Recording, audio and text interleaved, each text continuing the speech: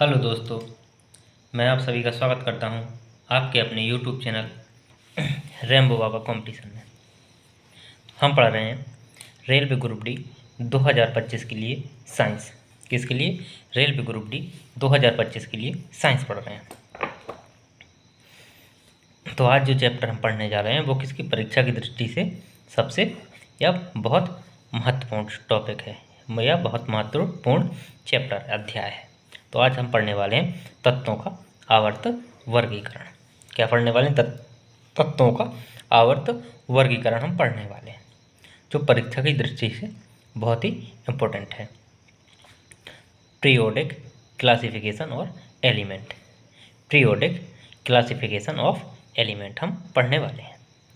तो चलिए बिना किसी देरी के स्टार्ट करते हैं। तो हम पाते हैं कि जो पृथ्वी में जो तत्व पाए गए, जो हमारे यहाँ पे क्या किए गए, जो प्रकृति रूप से क्या कुछ तत्व पाए गए, जो एलिमेंट हैं। तो इन तत्वों की खोज हुई। तो तत्वों की खोज होने के बाद क्या हुआ कि अब ये समस्या ये आई कि इनको रखा कैसे जाए। क्या समस्या आई? समस्या ये आई कि इनको रखा कैसे जाए। तो इनको बांटा कैसे जाए, इनको वर्ग कैसे बना जाए, इनको कैसे पहचानने की, इनकी क्या पहचानने की तरीका है। ये सब चीज़ों के लिए इसका क्या किया, तत्वों का आवर्त वर्गीकरण किया गया। क्या किया? तत्वों का वर्गीकरण किया गया। तो इन्हीं तत्वों को जो अभी तक पृथ्वी में जो हमें जो प्राकृतिक रूप से पाए गए हैं, वो कितने तत्व हम अभी तक पाए गए हैं? वो हैं 118 तत्वों को पाया गया है, खोजा गया। कितने? 118 तत्वों को खोजा गया है। इनमें से जो 98 तत्व हैं वो क्या है? प्राकृतिक रूप से पाए जाते हैं। कहाँ पे? प्रकृति में प्राकृतिक रूप से पाए जाते हैं। इनके लिए कोई भी रासायनिक क्रिया या कोई उनका विघटन करके या कुछ करके उन्हें नहीं किया जाता। बाकी के जो हैं बाकी के जो 20 हैं उनको क्या किया जाता है? उनको मानव ने निर्मित किया है। क्या किया? मानव के द्वारा उनको निर्मित किया गया है। तो इनको अब जब बांटने की बारी आई, इनका वर्गीकरण किया गया, तो किस आधार पर किया गया? तो इनका सबसे पहले जो तत्वों का वर्गीकरण किया गया तो वो किसके? धातु और अधातु के रूप में। किस रूप में? कौन तत्व धातु है, कौन तत्व अधातु है। तो सबसे पहले बांटा गया किसमें? धातु और अधातु के रूप में इनको वर्गीकृत किया गया। किस रूप में? धातु और अधातु के रूप में। बाद में इनको किस में वर्गीकृत किया गया? बाद में इनको वर्गीकृत किया गया आवर्त वर्गीकरण में। किसके? आवर्ती वर्गीकरण बाद में किया गया। क्या? आवर्ती वर्गीकरण। आवर्ती वर्गीकरण का मतलब क्या है? आवर्ती वर्गीकरण का मतलब है कि पदार्थों के जो मौलिक गुण हैं, क्या जो पदार्थों के मौलिक गुणों के आधार पर उनको आधार बनाया। क्या आवर्ती वर्गीकरण में क्या है? पदार्थों के जो मौलिक गुण हैं, क्या जो मौलिक गुण हैं उनको क्या किया? उनको आधार बनाया गया। उनको इस तरीके से व्यवस्थित करना था इसमें कि जो एक निश्चित अंतराल के बाद, क्या एक निश्चित अंतराल के बाद जो समान गुणधर्म वाले तत्व पुनः उपस्थित हो जाए। मान लीजिए 1 लिखा, 2 लिखा, 3 लिखा, 4 लिखा, 5 लिखा, 6 लिखा, ठीक है। इसके बाद फिर जब दोबारा से यहाँ से लिखे तो जिस जिस जो पहले वाले तत्व का गुणधर्म हो वही क्या जो यहाँ से स्टार्ट हो उस तत्व का भी गुणधर्म वही हो। तो इस आधार पर वर्गीकरण किया गया। इसी को बोलते हैं आवर्ती वर्गीकरण। इसको आवर्त बोलते हैं। क्या बोलते हैं? इसको आवर्त बोलते हैं। जो लेटी हुई पंक्ति होती है उसको क्या? आवर्त बोलते हैं। और जो खड़ी होती है उसको क्या बोलते हैं? वर्ग बोलते हैं। उसको क्या बोलते हैं? वर्ग बोलते हैं। क्या बोलते हैं? वर्ग बोलते हैं। तो इस तरीके से आवर्ती वर्गीकरण किया गया। क्या किया गया? आवर्ती वर्गीकरण किया गया। तो इसी तरीके से 10वीं शताब्दी तक क्या हुआ? 10वीं शताब्दी के में जो तत्वों के जो वर्गीकरण किए वे कई प्रकार से प्रयास किए गए। कई लोगों ने प्रयास किए गए जिनमें कुछ प्रमुख हैं, जैसे ट्राउटमैन की परिकल्पना, डोबे राइनर की का त्रिक का सिद्धांत है, डूमा का सममूलक श्रेणी है, न्यूलैंड का अष्टक नियम है, लोथर मेयर की परमाणु और परमाणु भार चक्र क्रम है, मेंडलीफ का आवर्त नियम है। तो ये सारे के सारे कब तक? ये 10वीं शताब्दी तक ये चलते रहे। ये प्रयास किए गए। कब? 10वीं शताब्दी में। 10वीं शताब्दी में ये सब प्रयास किए गए। फिर इसके बाद क्या हुआ? जब मेंडलीफ ने बताया तो मेंडलीफ ने तब तक ये जो थे तब तक इनका किसका आधार पर? तब तक इनका परमाणु भार के आधार पर। जो इन सब ने 10वीं शताब्दी तक जो प्रयास किए वो किसके परमाणु भार के आधार पर इनको वर्गीकृत किया गया, या उनको परमाणु भार उनका आधार बनाया गया। तो इसके बाद क्या होता है, इसके बाद जो आप मेंडलीव आते हैं, जो कौन है मेंडलीव, कहाँ के, जो 19वीं शताब्दी, मेंडलीव कब आते हैं, 19वीं शताब्दी में आते हैं। कब, 19वीं शताब्दी में मेंडलीव आते हैं, जो कहाँ के, जो रसिया के वैज्ञानिक है, क्या है, रूस के, जो कहाँ के, रूस के। तो रूस के जो मेंडलीव विज्ञान आए हैं, उन्होंने क्या किया, तत्वों और योगों को क्या, उन्होंने तुलनात्मक अध्ययन किया। इसी को क्या बोला गया, इसी को बोला गया मेंडलीव का आवर्त का नियम। क्या बोला गया, मेंडलीव का आवर्त का नियम बोला गया। इसके अनुसार उन्होंने क्या किया, तो जो भौतिक और तत्वों के जो भौतिक और रासायनिक गुण थे, उनके जो परमाणु भारों, क्या, तो जो परमाणु भारों को उनको आवर्त फलन होते हैं। क्या, तो परमाणु भारों के क्या, तो आवर्त फलन, अर्थात आवर्त फलन का मतलब क्या होता है, आवर्त फलन का मतलब यही होता है कि यदि तत्वों को बढ़ते क्रम में उनके परमाणु भार के क्रम में रखा जाए तो एक निश्चित संख्या के बाद, जो क्या पहले भी हुआ था, क्या, निश्चित संख्या के बाद क्या, उसी गुणधर्म वाले क्या हो, पुनः तत्व प्राप्त हो, क्या हो, पुनः तत्व प्राप्त हो जाए, उन्हीं को बोलते हैं क्या, आवर्ती फलन बोलते हैं। क्या बोलते हैं, आवर्ती फलन बोलते हैं। तो मेंडलीव ने जब आवर्त सारणी में वो बांटा गया तो कैसा बांटा, कि इसमें जो मेंडलीव का था तो उसमें कितने थे, इसने क्षैतिज और ऊर्ध्वाधर दो में बांटा। क्या, क्षैतिज और ऊर्ध्वाधर, तो क्षैतिज को क्या बोलते हैं, क्षैतिज को बोलते हैं क्या, क्षैतिज को बोलते हैं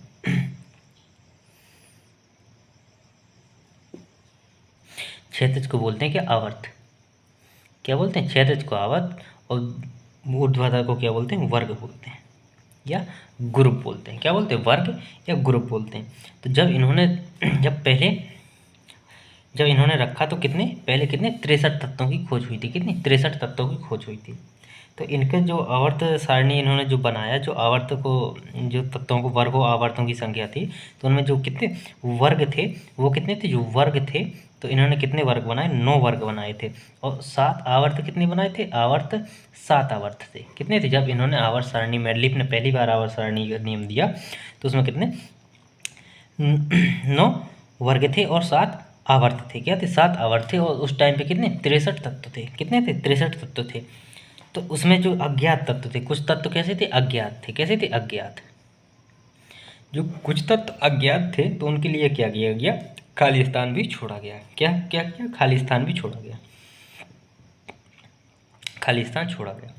अब मेंडलीव ने जो आवर्त सारणी थी उसकी उपलब्धियां क्या थी, तो मेंडलीव की जो उपलब्धियां थी ये थी कि इन्होंने क्या किया, कि इन्होंने जो समान गुणधर्म वाले तत्व, क्या, जो समान गुणधर्म वाले तत्वों को जो समान समूह में रखा। इन्होंने क्या किया, समान गुणधर्म वाले तत्वों को क्या किया, समान, उसमें किसमें, समान समूह में रखा गया। जो नए तत्वों के जो आविष्कारों की संभावना इन्होंने क्या की, व्यक्त की, कि अभी और नए तत्वों की खोज की जाएगी। तो इन्होंने क्या किया, नए तत्वों के आविष्कार की संभावना भी व्यक्त की। तत्वों के और क्या किया, इन तत्वों के जो यौगिकों की है वो प्रकृति की क्या की जानकारी दी। तो ये सारी की सारी क्या थी, इनकी उपलब्धियां थी। अब इनके दोष क्या थे, इनके दोष क्या थे, इनमें क्या थे, जो हाइड्रोजन है, क्या, जो हाइड्रोजन के स्थान को लेकर इनमें विवाद था। किसका, हाइड्रोजन के स्थान को लेकर इनमें विवाद था कि उसको कहाँ रखा जाए।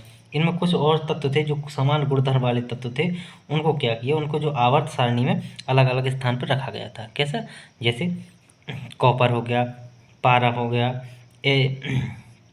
प्लेटिनम हो गए, ये सारे के सारे कैसे समान गुणधर्म वाले तत्व थे। इनको क्या आवर्त सारणी में अलग अलग रख दिया गया था। क्या था, अलग अलग कर दिया गया था। ये इनकी कमियां थी। और कुछ भिन्न भिन्न तत्वों को, जो भिन्न भिन्न गुण वाले तत्व थे, उनको क्या एक समान एक जगह पे रख दिया गया था। तो इनके ये क्या थे, कुछ कमियां थी। ये क्या थी, इनकी कुछ कमियां थी। फिर इसके बाद क्या होता है, इसके बाद फिर आती है आधुनिक आवर्त सारणी का नियम। क्या हो, तो फिर ये आता है आधुनिक आवर्त सारणी का नियम। क्या आता है, आधुनिक आवर्त सारणी का नियम आता है।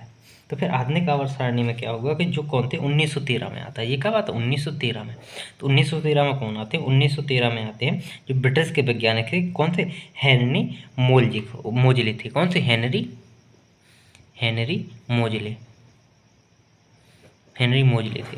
तो इन्होंने क्या किया, इन्होंने एक विशिष्ट क्या किया, इन्होंने परमाणु क्रमांक की खोज की। क्या की, परमाणु क्रमांक। तो इन्होंने क्या किया, इन्होंने परमाणु क्रमांक की खोज की और इसी को तत्वों का वर्गीकरण का आधार बनाया। क्या किया, परमाणु क्रमांक को ही तत्वों के वर्गीकरण का क्या किया, आधार बनाया गया। तो इसी आधार पर इन्होंने क्या किया, परमाणु क्रमांक को आधार बनाया गया। तो फिर इन्होंने क्या किया, इन्होंने जो समान संख्या या किसी तत्व के जो स्थिर मान होता है वो क्या होता है, इनका समान होता है। तो इन्होंने आधुनिक आवर्त सारणी में नियम क्या किया कि जो भौतिक और जीव रासायनिक गुण हैं उनको क्या, उनको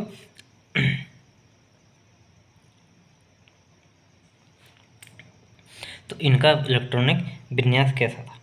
जो आधुनिक आवर्त सारणी थी, तो आधुनिक आवर्त सारणी में कितने थे, आधुनिक आवर्त सारणी में कितने, जो क्षैतिज थी, क्या क्षैतिज या क्या जो आवर्त है वो कितने 7 है। आधुनिक आवर्त में आवर्त कितने 7, वर्ग कितने हैं, वर्ग कितने 18 वर्ग है। कितने हैं, वर्ग 18 है। कितने वर्ग है, 18 वर्ग है। किसमें, आधुनिक आवर्त सारणी में कितने वर्ग है, 18 वर्ग है। तो प्रत्येक आवर्त का जो प्रथम सदस्य होता है वह है वो क्या, क्षार धातु है, वो क्या है, क्षार है, क्या है, वो क्षार है। और जो अंतिम सदस्य है वो क्या है, निष्क्रिय गैस है। वो कैसा है, निष्क्रिय गैस है। तो इनमें जो पहले आवर्त का जो प्रथम सदस्य है वो क्या, हाइड्रोजन है। प्रथम आवर्त का प्रथम सदस्य वो क्या, हाइड्रोजन बनाया गया। तो इस तरीके से इसमें रखा गया। जो आवर्त सारणी की जो 4 होते हैं स्टार्टिंग, अब मैं आवर्त सारणी है नहीं तो समझाता। तो ये चीज़ें हैं, अब इसको देखते हैं भाषा के रूप में, बाकी चीज़ें भाषा में समझ में आ जाएंगी। आवर्त सारणी मेरे पास है नहीं तो मैं आवर्त सारणी दिखाता, इसमें बनाना काफ़ी वो है। तो चलिए इसको देख लेते हैं भाषा के रूप में।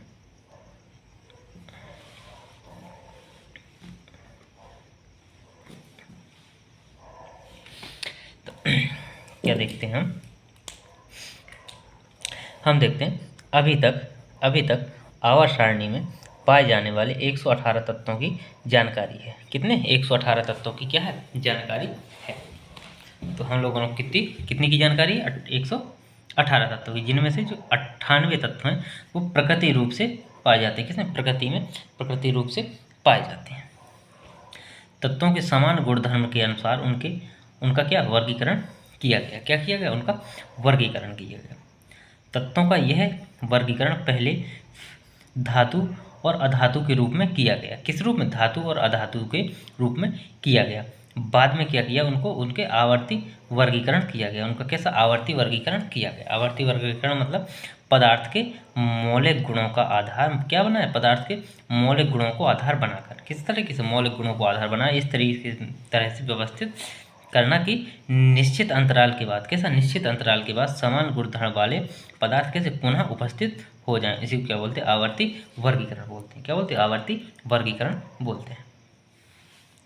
अब 10वीं शताब्दी में तत्वों के वर्गीकरण के निम्न प्रयास किए गए। कितने निम्न प्रयास किए गए, किसने किसने प्रयास किए गए, तो देखते हैं। तो क्या, प्राउड की परिकल्पना, किसने, प्राउड की परिकल्पना है। डोवे राइनर की का त्रिक सिद्धांत है, क्या, डोवे राइनर का त्रिक सिद्धांत है। डूमा की सम्मूलक श्रेणी है, क्या, डूमा की सम्मूलक श्रेणी है। न्यूजीलैंड की क्या है, अष्टक नियम है। न्यूलैंड्स का क्या, अष्टक का नियम। लोथर मेयर का परमाणु भार चक्र है। और मेंडलीव का क्या, आवर्त नियम है। तो ये सारे के सारे किस पर आधारित थे, ये सारे के सारे परमाणु भार, इनमें क्या आधार क्या बना था, परमाणु भार इनमें सब में आधार बनाया गया था।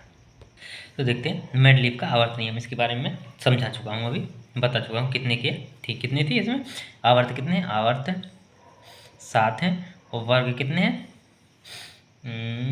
एक वर्ग कितने, 18 हैं। कितने वर्ग, 18 वर्ग हैं। तो इसको देखते हैं। 19वीं सदी में के मध्य 19वीं सदी के मध्य रसियन वैज्ञानिक कौन, D.I. मेंडलीव ने तत्वों और यौगिकों का तुलनात्मक अध्ययन किया और क्या किया, एक नियम प्रस्तुत किया, जिसे क्या बोलते हैं, मेंडलीव का आवर्त नियम बोलते हैं। क्या बोलते हैं, मेंडलीव का आवर्त नियम कहते हैं।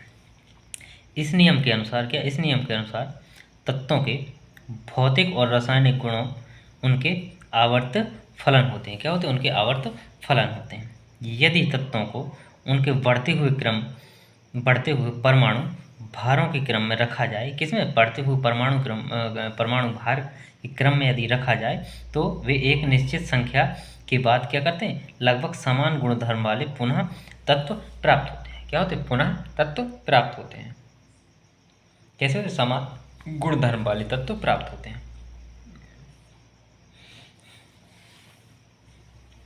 और देखते हैं आगे।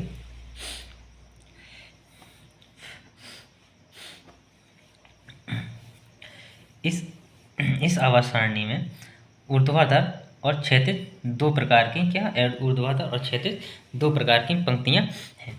ऊर्ध्वाधर पंक्ति को क्या वर्ग या ग्रुप इंग्लिश में, तथा क्षैतिज को आवर्त बोलते हैं या प्री ऑड बोलते हैं। क्या बोलते हैं? Pre odd.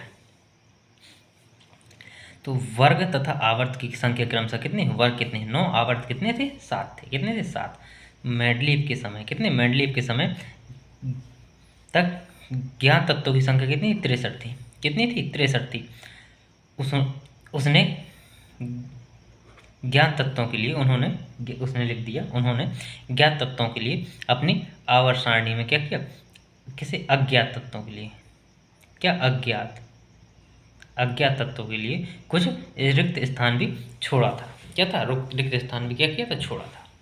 तो ये था उनका मेंडलीव का आवर्त नियम। अब देखते हैं आधुनिक आवर्त सारणी। तो आधुनिक आवर्त सारणी, मॉडर्न पीरियोडिक लॉ। तो 1913 ईस्वी में, कब? 1913 ईस्वी में ब्रिटिश वैज्ञानिक हेनरी मोजले ने क्या? तत्वों की विशिष्ट गुण परमाणु संख्या की खोज की। क्या की? परमाणु संख्या की खोज की, और इसी के आधार पर क्या? तत्वों का वर्गीकरण किया गया। किसके आधार पर? इसी के आधार पर तत्वों का वर्गीकरण किया गया। किसके? परमाणु क्रमांक के आधार पर।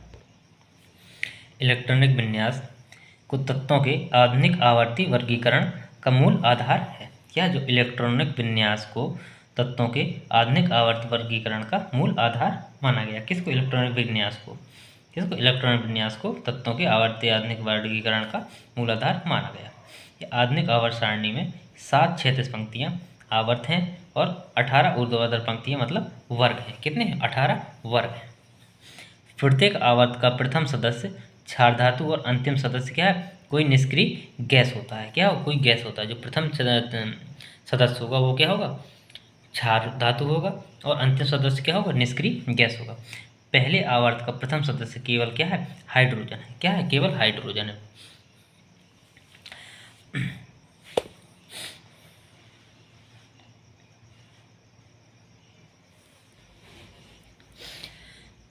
आवर्त सारणी में 4 ब्लॉक, कितने? 4 ब्लॉक, कितने? 4 ब्लॉक बाईं ओर से समूह 1 एवं 2 में कितने आवर्त सारणी में कितने? 4 ब्लॉक हैं। कितने? 4 ब्लॉक। कौन कौन से? वो हैं S P D F। कौन कौन? S P D F हैं। 4 ब्लॉक हैं। तो आवर्त सारणी में कितने? 4 ब्लॉक। बाईं ओर से, ये स्टार्टिंग से बाईं ओर से समूह 1 और 2 को क्या बोलते हैं? 2 में क्या? S ब्लॉक के तत्व क्या है? S ब्लॉक के तत्व हैं। दाईं ओर से जो समूह कितने? 13, 14, 15, 16, 17 और 18, इसमें कितने? किसके? पी ब्लॉक के तत्व हैं। जबकि जो आवर्त सारणी के जो मध्य भाग है, क्या? जो मध्य भाग है उसमें 3, 4, 5, 6, 7, 8, 9, 10, 11, 12 के जो हैं उसमें क्या? डी ब्लॉक के तत्व हैं। क्या? डी ब्लॉक के तत्व रखे गए। और डी ब्लॉक के तत्वों को क्या बोलते हैं? संक्रमण तत्व भी बोलते हैं। क्या बोलते हैं? डी ब्लॉक के तत्वों को क्या बोलते हैं? संक्रमण तत्व भी बोलते हैं। अब एक ब्लॉक के तत्वों में को क्या? एक ब्लॉक के तत्वों को आवर्त सारणी के मुख्य सारणी के नीचे क्या दर्शाया जाता है? क्या? मुख्य सारणी के नीचे 2 लाइनों में दर्शाया जाता है। किनको? एफ ब्लॉक को। तो एफ ब्लॉक के जो तत्वों को क्या बोलते हैं? आंतरिक संक्रमण तत्व भी बोलते हैं। क्या बोलते हैं? आंतरिक संक्रमण तत्व भी बोलते हैं। अब देखते हैं आधुनिक आवर्त सारणी की उपलब्धियाँ। इस आवर्त सारणी में मेंडलीव ने आवर्त सारणी की समस्याओं का क्या किया? समाधान किया। नंबर 1 क्या किया? समाधान। नंबर 2 क्या? समस्थानिकों को क्या किया? एक ही स्थान पर रखा गया। क्या? पहले क्या था? समस्थानिक जो क्या एक समान गुणधर्म वाले थे वो क्या थे? अलग अलग जगह रख दिए गए थे। अब उनको क्या? एक ही जगह पर रखा गया। तो नोट में क्या? जो आधुनिक आवर्त सारणी में जो नवीनतम तत्व क्या है? जो सबसे नवीनतम तत्व अभी तक का वो क्या है? ऑगनिसन है। क्या? ऑगनेसन है। क्या? ऑगनेसन है। उसको क्या बोलते हैं? ओजी बोलते हैं। क्या बोलते हैं? ओजी। ओजी। इसका परमाणु क्रमांक पर या परमाणु संख्या कितना? 118 है। कितना? 118 है। और कुछ जो नए तत्व हैं वो भी देखते हैं। उनका नाम, परमाणु संख्या, उनका प्रतीक। तो निहोनियम क्या है? निहोनियम 113 NH। निहोनियम का 113 परमाणु क्रमांक, NH है उसका प्रतीक। क्या? 113। दूसरा क्या? मॉस्कोवियम। क्या है? मॉस्कोवियम 115 MC है उसका। क्या प्रतीक है? MC है। तीसरा कौन है?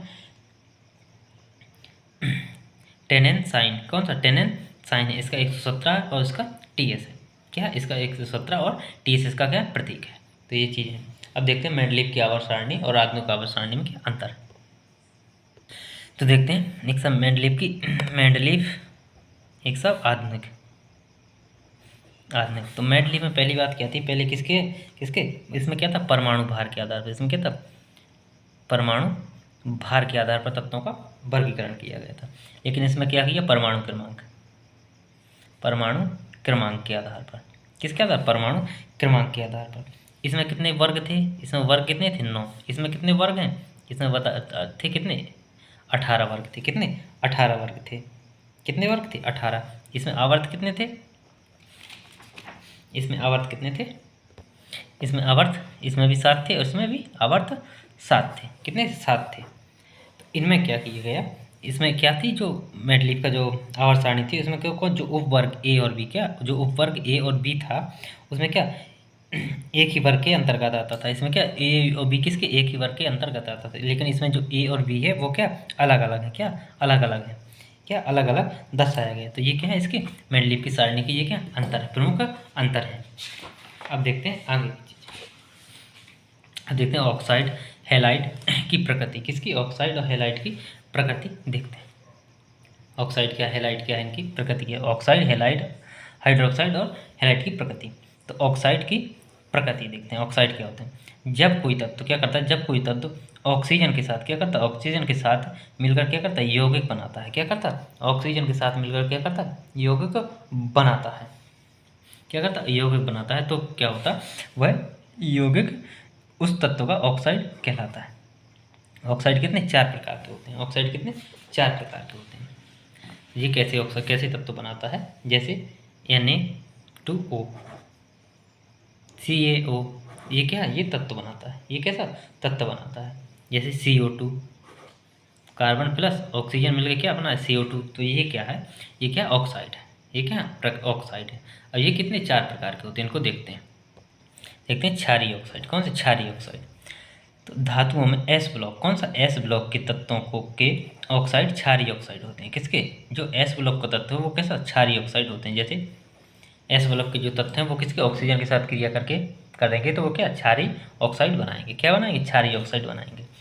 Na2O, Na2O क्या, Na2O, Na2O, CaO calcium oxide, क्या CO कैल्शियम ऑक्साइड,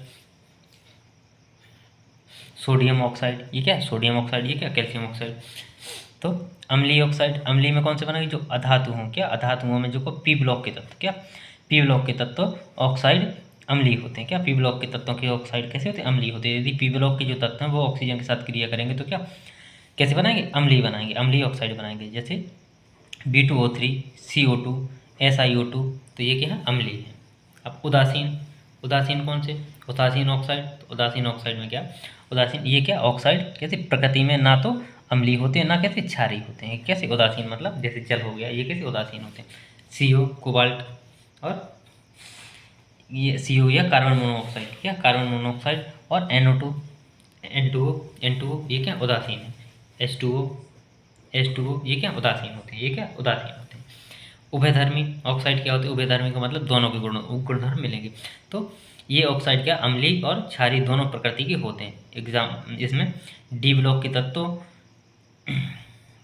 तत्वों को किसमें सम्मिलित किया जाता है। इसमें किसके, डी ब्लॉक के तत्वों को क्या किया जाता है, सम्मिलित किया जाता है। एग्जाम्पल जैसे CrO ये क्या क्षारीय है और CrO3 ये क्या अम्लीय है। अब ये दोनों मिल गए तो CrO प्लस CrO3, तो इसमें क्या Cr कितने हो गए 2, तो Cr2 वो कितने हो गए 3, वो यहाँ 2 है तो यहाँ पे कितने CrO3 हो गए, कितने 3 हो गए। तो ये क्या हो गया अम्लीय क्षारीय, ये क्या उभयधर्मी हो गया, ये क्या उभयधर्मी हो गया। अब देखते हैं ऑक्साइड की प्रति हाइड्रोक्साइड की प्रकृति, किसकी, हाइड्रोक्साइड की प्रकृति। हाइड्रोक्साइड की प्रकृति क्या होती है, आवर्त सारणी में, क्या आवर्त सारणी में बाईं से दाईं ओर चलने पर क्या होता है, आवर्त सारणी में बाईं से दाईं ओर चलने पर धातु हाइड्रोक्साइडों की क्षारीय प्रकृति क्या होती, घटती जाती है। क्या होती, घटती जाती है। इसी तरह वर्ग में ऊपर से नीचे आने पर या आने पर क्या होता है, धातु ऑक्साइडों की क्षारीयता प्रबल, जो क्षारीय प्रबलता है वो कैसी बढ़ती है, क्या होती, बढ़ती है। जैसे जल में विलेयता एवं तापमान स्थायित्व बढ़ता है, क्या स्थायित्व बढ़ता है। हैलाइड की प्रकृति, हैलाइड किसी तत्व के हेलोजन, कैसे हेलोजन तत्वों के साथ बनने वाले यौगिक होते हैं। क्या होते हैं? हेलोजन किसके? हेलाइट किसके? हेलोजन तत्वों के साथ जो बनने वाले यौगिक होते हैं वो क्या होते हैं? वो होते हैं हेलाइट। आवर्त सारणी में बाईं से दाईं ओर जाने पर हेलाइडों की जो आयनिक प्रकृति है वो क्या घटती है? क्या होती? घटती है। और वर्ग में ऊपर से नीचे की ओर आने पर हेलाइडों की क्या आयनिक प्रकृति क्या होती? बढ़ती है। और इनका सहसंयोजी गुण क्या होता? घटता है। क्या होता है? सहसंयोजी गुण इनका घटता है। अब देखते हैं कुछ जो परीक्षा की दृष्टि से बहुत इंपॉर्टेंट है, जो पूछे जाते हैं परीक्षा में, जो तो तत्वों के जो संबंधित महत्वपूर्ण तथ्य हैं उनको तथ्यों को देखते हैं। तो देखते हैं तत्वों से संबंधित महत्वपूर्ण तथ्य। किससे? तथ्यों से संबंधित महत्वपूर्ण तथ्य। तो कुल ज्ञात तत्वों की संख्या कितनी? 118 है। प्रकृति में प्राप्त तथ्य वो कितने? 94। प्रकृति में प्राप्त तथ्य वो कितने? 94 है। प्राकृतिक तरीके से निर्मित तत्व कितने? कृत्रिम तरीके से निर्मित तत्व कितने हैं? 24 हैं। कितने? 24 हैं। धातु तत्वों की संख्या कितनी? 91 है। कितनी? 91 है। अधातु तत्वों की संख्या कितनी है? 20 है। कितनी है? 20 है। और उपधातुओं की संख्या कितनी? 7 है। उपधातु की कितनी है? 7 है। तो ये क्या इंपॉर्टेंट है। अब देखते हैं और आगे। पृथ्वी पर सबसे अधिक मात्रा में पाए जाने वाला तत्व क्या है? ऑक्सीजन है। कितना? 47%। कितना? 47% सबसे अधिक। पृथ्वी पर सबसे अधिक मात्रा में पाए जाने वाला धातु तत्व कौन है? वो है क्या? एल्यूमिनियम। धातु तत्व कौन सा? एल्यूमिनियम, जो पृथ्वी पर सबसे अधिक पाया जाता है। सबसे हल्का तत्व कौन है? वो है हाइड्रोजन। सबसे हल्का तत्व कौन है? हाइड्रोजन। सबसे भारी तत्व कौन है? वो क्या है? ऑस्मियम है। वो कौन है? ऑस्मियम है। सबसे हल्का धातु तत्व कौन सा? सबसे हल्का धातु तत्व कौन सा है? लिथियम है। कौन है? लिथियम। द्रव धातु तत्व कौन है? पारा। पारा किसमें? द्रव अवस्था में होता है। और क्या धातु होता है? द्रव धातु तत्व क्या होता है? द्रव धातु तत्व वो है ब्रोमियम। क्या? ब्रोमियम होता है। विद्युत का सबसे अच्छा सुचालक कौन होता है? चांदी होता है। क्या? चांदी। चांदी।